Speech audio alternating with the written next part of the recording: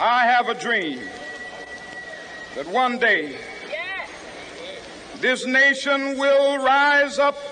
It took a president to get it done. That dream became a reality because we had a president who said, we're going to do it, and actually got it accomplished. You voted against the Civil Rights Act in 1964. Would you do so today? I would have to vote against it. In 1964, during the presidential election of that year, I was a Goldwater girl. I mean, really, we used to wear, little banners which said Goldwater girl. We profoundly disagreed with the forms of the welfare reform bill. By the time Bill and I left the White House, welfare rolls had dropped 60%.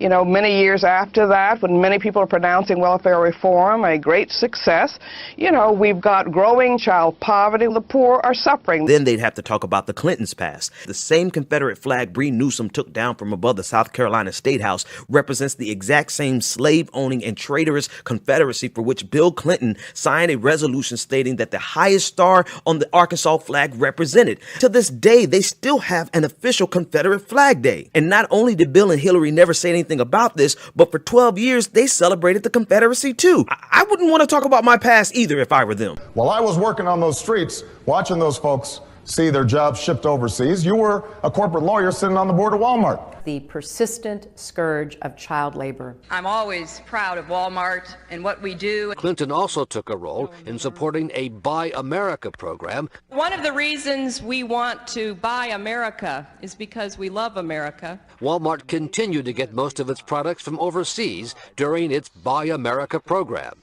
including from this factory in Bangladesh that used 11 and 12-year-old girls. The persistent scourge of child labor. When he was in trouble in the polls over Gennifer Flowers, he went back to Arkansas, of which he was still governor, and supervised the execution of a mentally disabled, in fact a lobotomized black defendant called Ricky Ray Rector. He didn't know he'd been sentenced to death. He didn't understand when they came to give him his last meal what was happening. Any other week would have received clemency from the governor because there was no one in the prison thought he should be executed. The prison chaplain resigned on the issue. It was like killing a child.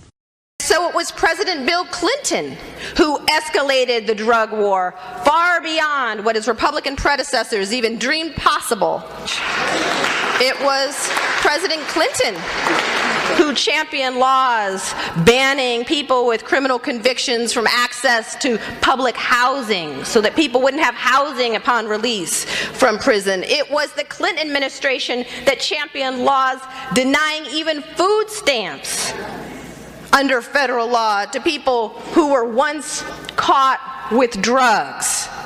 To a large extent, the basic architecture of this new caste system was championed by a Democratic administration. Not just gangs of kids anymore. They are often the kinds of kids that are called super predators. No conscience, no empathy. We can talk about why they ended up that way, but first we have to bring them to heal. First we have to bring them to heal. First we have to bring them to heal. First we have to bring them to heal. First we have to bring them to heal. First we have to bring them to heal. Bring them to heal. Bring them to heal. Bring them to heal. Bring them to heal. Bring them to heal. Bring them to heal. Bring them to heal. Bring them to heal. Bring them to heal. Bring them to heal. The woman who was standing beside Bill Clinton when he signed the Welfare Act admitted before she died that it was the wrong move, that working didn't help her. She worked at a job where she made a little bit of money, and even if after she made a little bit of money, she still couldn't afford her medicine. Clinton used her, just like he used black people, just like Hillary Clinton is using black people now. I'm kind of tired of being used. By the time Bill and I left the White House,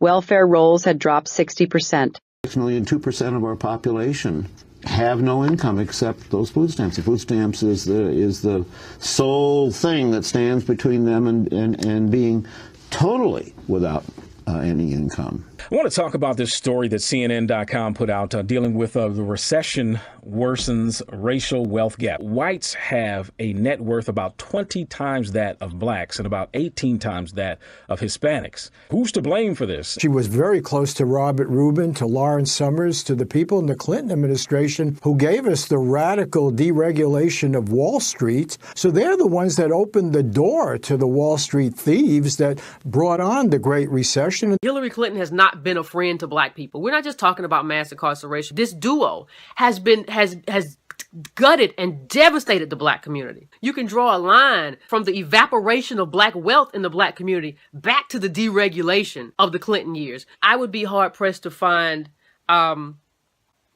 in recent memory another president who's been quite as damaging. Perhaps the most important wreckage to take a look at is really the wreckage of the Democratic Party. In this campaign, the nation has had to forgive you early and often. We have forgiven you your misspeaking about Martin Luther King's relative importance to the civil rights movement. We have forgiven you the 3 a.m. phone call commercial. It's 3 a.m. and your children are safe and asleep.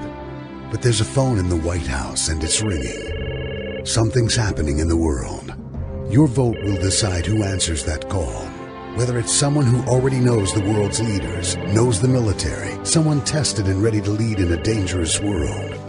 It's 3 a.m. and your children are safe and asleep. Who do you want answering the phone? I'm Hillary Clinton, and I approve this message. We have forgiven you President Clinton's disparaging comparison of the Obama candidacy to Jesse Jackson's.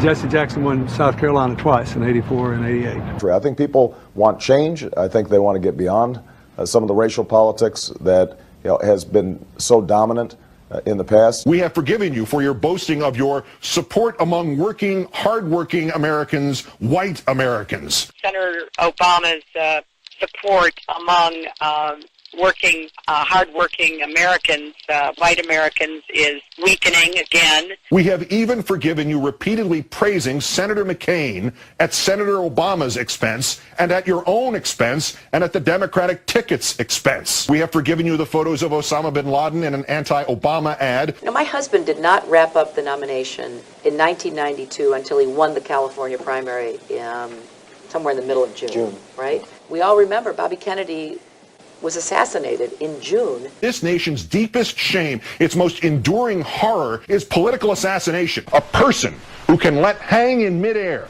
the prospect that she might just be sticking around in part just in case the other guy gets shot has no business being the President of the United States. We all remember Bobby Kennedy was assassinated in June. Today is the 12th of January 2016, 6 years after the earthquake. And for us, it was important to be in front of the Clinton Foundation because Bill Clinton, as head of the interim Haiti Recovery Commission, was responsible for the $6 billion. He had unlimited control of this money. 6 years after the earthquake, Haiti is in worse condition than it was in 2010. Only Bill Clinton can tell the world what happened with this money. We cannot keep imprisoning more people than anybody else in the world. Does no one else see the hypocrisy? Forget about super predators in the 1994 crime bill. When Hillary Clinton said this, she was actively using lobbyists from 2 major private prison companies to raise campaign cash. But even now, she has campaign staffers that lobby directly for Geo Group on her payroll. It was one of the highlights of President Clinton's first term, passage of the North American Free Trade Agreement, also known as NAFTA. 14 years later, critics blame NAFTA for the loss of manufacturing jobs in industrial states, including Ohio and Pennsylvania. I have been a critic of NAFTA from the very beginning. Clinton has also said that she made her position clear. I was one of the voices in the administration warning about NAFTA. Newly released White House documents indicate Hillary Clinton, as First Lady, was actually a NAFTA supporter. The documents reveal she held at least 5 meetings to strategize about how to win congressional approval. She helped the White House block opposition from labor and environmental groups, and she was the featured speaker at a crucial meeting on November 10, 1993, where 120 women opinion leaders were asked to help lobby the Senate for passage of the deal. According to ABC News, participants in that event said, quote, her remarks were totally pro-NAFTA, and, quote, there was no equivocation for her support for NAFTA at the time. The fact is, Hillary Clinton helped get NAFTA approved. Frequent favorable comments about NAFTA, including this one in 1996. Oh, I think that everybody is in favor of free and fair trade, and I think that NAFTA is proving its worth. Because we're going to put a lot of coal miners and coal companies out of business. When you make comments like, we're going to put a lot of coal miners out of jobs, these are the kind of people that you're affecting. This is my family. I want my family to know that they have a future here in this state, because this is a great state. I just want to know how you can say you're going to put a lot of coal miners out of jobs, and then come in here and tell us how you're going to be our friend.